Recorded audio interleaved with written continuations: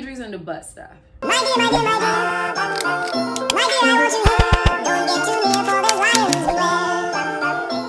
Alright, so let's start this review. We are on Insecure Season 4, Episode 7, Lowkey Trippin. Who asked for an all Molly episode? No one. I don't, this is not something I needed. It's definitely not something I wanted. It's probably my least favorite episode of the season thus far. But nonetheless, let me get into this review, give a little recap of what happened this episode, which wasn't much.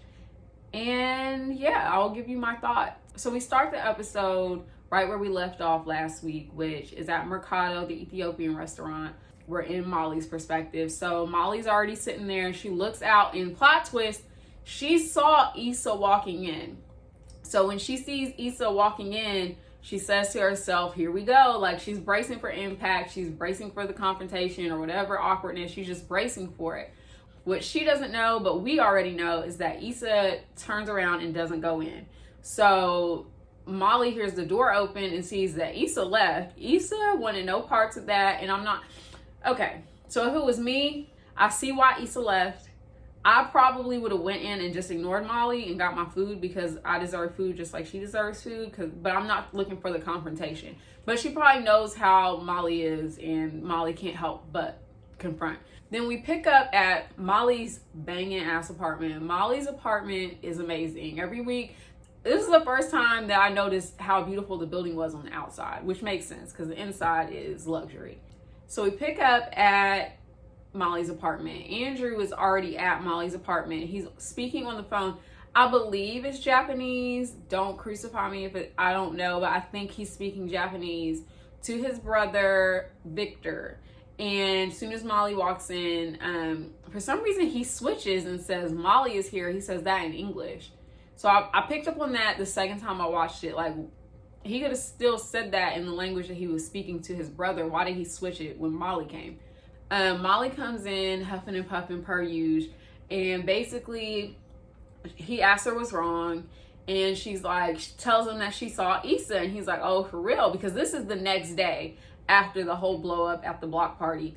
And this is why I don't like Molly. She said, her exact words, let me check. Her exact words were, that bitch ran away from me like I was an actual job. Okay, if you have not watched any of my other reviews of this season, please go watch it, because if you haven't watched any of my reviews from earlier, please go watch.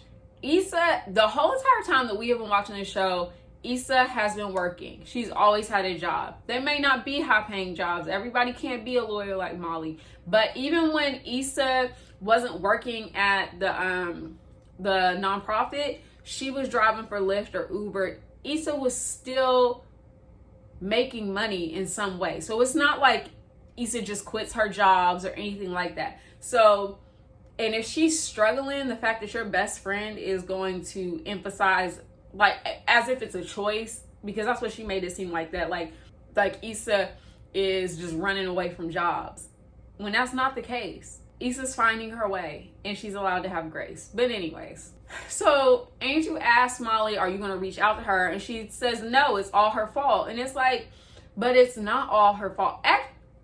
A small portion of it is Issa's part. And I feel like Issa has been taking accountability for. However, Molly's not taking any accountability for what happened, which is very on brand for her. And it plays out throughout this episode. But she's like, you know what? I'm not going to focus on that. I'm going to just focus on this trip to Mexico. So apparently Molly and Andrew have a vacation plan in Mexico. And apparently Victor, his brother, and Victor's wife will be there as well. So it's kind of like a big thing. I'm assuming this is the first time either one of them has met each other's family. So this is like a big deal. As they're talking, though, of course, Molly gets a text about a meeting from work. So she's frustrated because apparently that she didn't know about this meeting. So we cut to the next day. She gets to her office. Her assistant comes in. So her assistant's name is Karen, and she's talking to Karen crazy. Like, Karen apologizes for not letting her know. Like, she basically says, you know, I'm sorry for letting you know late. It's just with all this casework, it just slipped my mind. And Molly told her something like, well, I don't pay you to make me look stupid. just being real, just nasty. And Karen just accepts it and moves on. But it was like, Molly does not know how to talk to people. Yes, you can reprimand your assistant for making a mistake. However, talking down to her isn't going to get you anywhere. It's going to cause your assistant to be resentful. Molly just got negative energy. So after that, we cut to the airport. Molly, because of this like impromptu meeting that she didn't know about, Molly has to like race to the airport. And she gets there. Andrew's like holding the gate for her to get on. They get on the plane. We see Kim Fields. Kim Fields is on there. I don't even remember what her character's name was, but I guess she's like recovering from a traumatic divorce, and it was just like a cute little comedic moment. While they're on the plane, you know, Molly's just like, she's just trying to relax. I think Andrew kind of knows like his brother's intense, so he's just like bracing for impact on that. But long story short, they get a blanket and he like fingers her under the blanket. I'm not saying I wouldn't do it.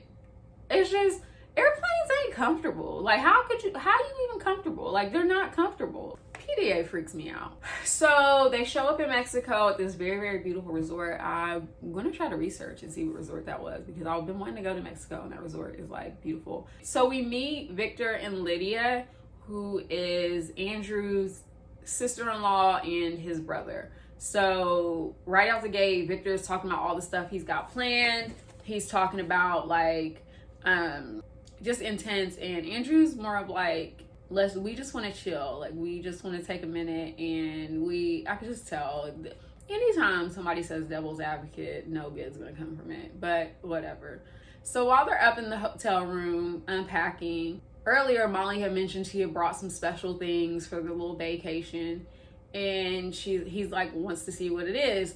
So she pulls out like this vanilla ass bra and panty, black bra and panty, like lingerie set, and like some massage oil. And he's looking like, he's like waiting for like, what's next? Like what else? Is there something else? And she's like excited, and he's just looking at her like, that's it. So she's disappointed because he's not really excited. He's like, well, maybe he shows her what he brought. He brought vibrators, butt plugs, balls, all kinds of stuff. Andrew's into butt stuff. So basically, I mean, he's like, but he doesn't want to make her feel bad that like maybe he's more sexually adventurous than she is. So he's like, well, sex is like getting to know your partner. The best part of sex is getting to know what your partner likes. And I mean, that leads to a balcony sex scene. We see a lot of Andrew's butt this season. I'm not mad at it. I'm just saying we've seen a lot of his butt. It's just weird. It's like awkward. I feel like Issa's sex scenes are like awkward and funny, and Molly's are just like, I don't need them. Like I don't need it. I didn't need it. We could have cut it. But anyways, okay. So next morning they're up bright and early, and they meet with Victor and his wife, forgot her name. And they're going on like a 3-mile hike up a mountain. His brother's like super excited about it, but like really pushy. So they meet at the top. Molly's like, okay, this was worth it. She's like, how are we getting down? They zip line down. I mean, there's just nothing really to talk about with this. It's really like straightforward. These are just things that happened. So she zip line down. She had a good time. So they enjoy dinner. They dance, and then we see them in the hotel room. And Andrew notices that Nathan had been blowing up his phone because him and Nathan are roommates. So he calls Nathan back on FaceTime, and it was something with the garage and he needed help. So once he got that sorted out, you could hear Issa's voice in the background. So instantly Molly gets attitude and starts talking down on Issa, basically saying that you know, look at Issa, up to her old ways. Hasn't she learned anything about Nathan? Didn't he show her who he really is? And the thing about that is, I'm not saying that they have a close relationship because they're roommates, because that's not the case, but it seems as though Nathan and Andrew have a close relationship. Why are you talking about his friend and you don't even know the story? Which is interesting, because I would have assumed that Issa would have told Molly like it was something, but I don't know. Either way, Andrew like gently, which he could have been firmer, but he gently is like, look, it was wrong that he ghosted her like that, but he was going through some mental health stuff and it was really serious. So Molly kind of like asked if he like, is he okay? Does Issa know? And Andrew's basically like, that's the conversation, because it's like, that's not his business, and he understands that that's not his business. So what happens next is they decide they want to have sex again, and it's just another sex scene. There's more butt stuff. The next day, they're in like a jacuzzi. It's like an infinity jacuzzi pool. I don't know, something I've never experienced. And they're kind of just talking. I think they were talking about Andrew's sister, which is like still a mystery. And basically, I think Victor's wife, somebody splashed her in her eye, and Molly offers to go get a towel.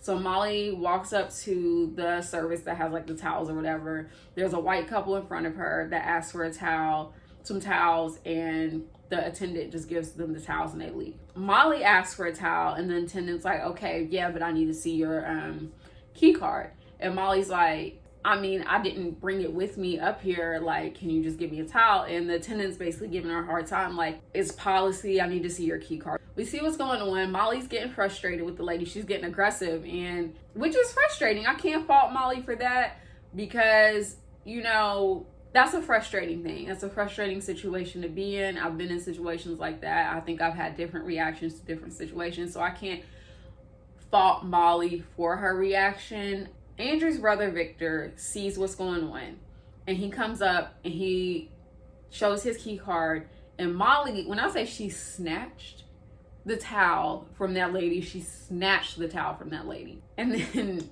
Victor like says gracias and like backs away. They get to the pool, and Molly gets in irritated, and Andrew asks what's wrong, and she's like casually like telling them, but obviously frustrated, like, the lady was giving me a hard time. And Victor's brother is like, it's just she was taking her job too seriously or whatever. And Molly was like, yeah, but it was racist. And here comes Victor, and both Andrew and his sister-in-law were like, damn, that sucks, like, we're sorry you had to go through that. But here comes Victor, and he's devil's advocate, and he's like, but was she being racist? Like, he was trying to make it seem like, well, what if she was just really doing her job? What if she just didn't want to get in trouble with her manager, or basically like that? But Molly's like, but we know that's not what it was, because we saw the white couple in front of her not have to show their key card. Basically, Victor's like pushing back on the idea that maybe it wasn't racist. Or then he kind of switches to, well, even if it was racist, you didn't have to react that way.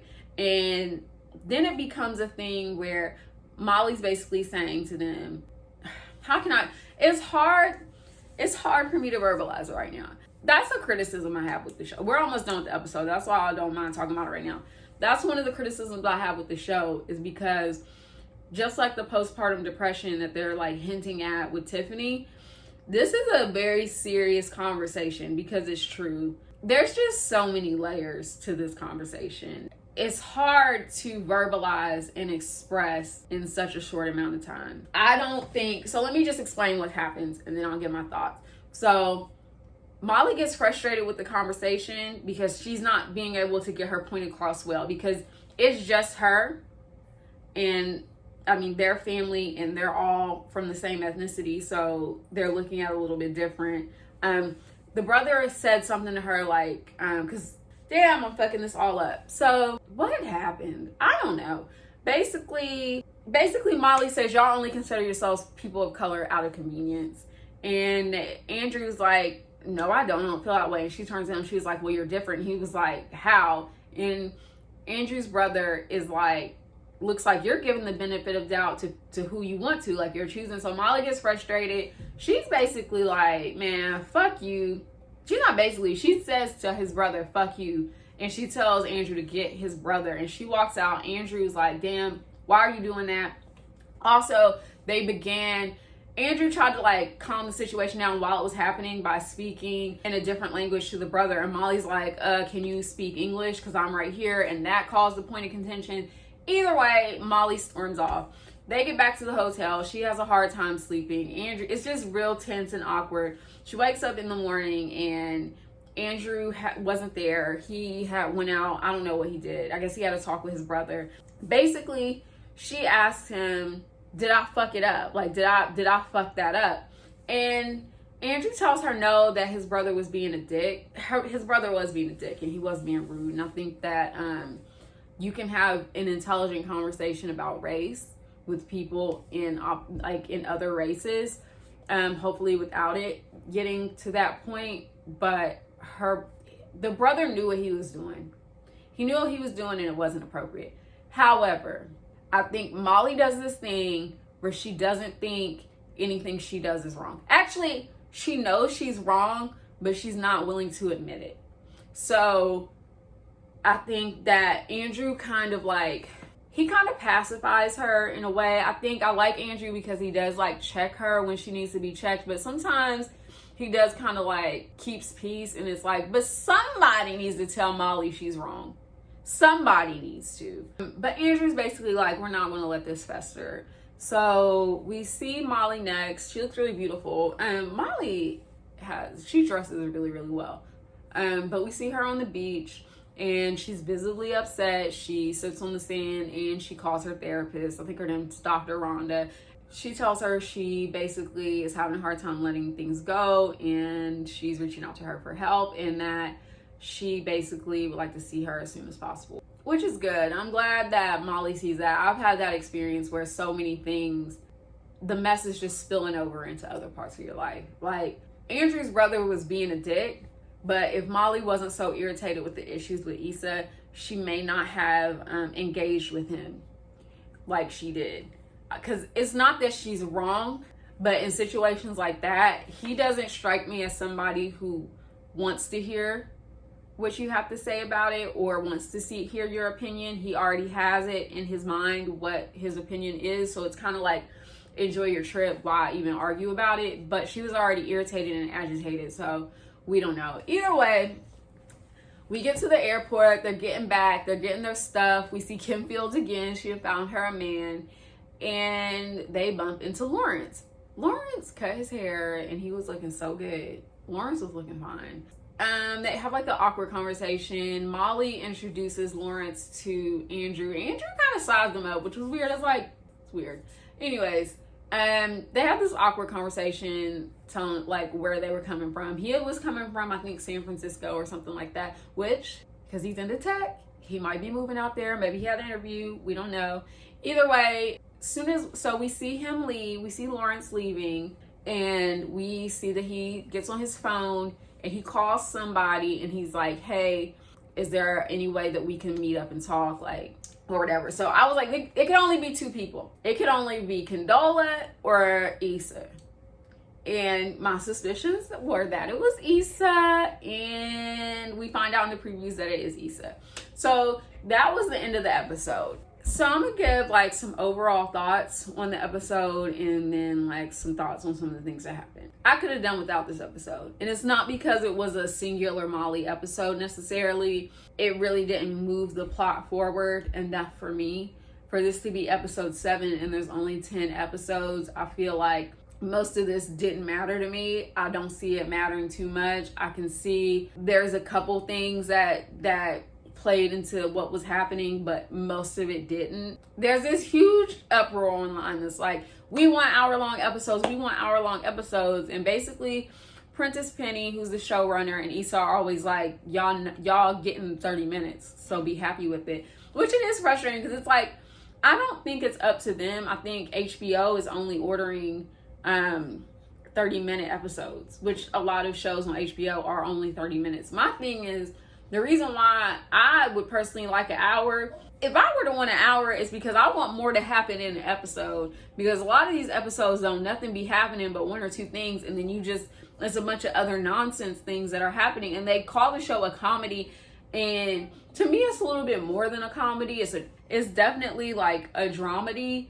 type of situation, but it's just frustrating because, let's say, it's hard to say now, because I say this now, it's easy for me to say this, and I might be wrong by the time we get to episode 10. I can't name 5 things that happened in this episode that are going to matter by episode 10, or episode 8 or 9. It just seems like there's just so many filler episodes, and it's just like, it feels like that too because there's so many other questions that will probably never get answered. I mean, side note, the episode was beautifully shot, and I believe the actor that plays Lawrence he directed, this is his first time directing an episode of the show, I believe. So, I mean, that's great for him, but I just feel like, let's say I watched the whole series. If I didn't watch this episode, I don't think I would have missed anything. I was thinking last week when they were like showing it was going to be all Molly episode, I was thinking, okay, maybe they're going to give us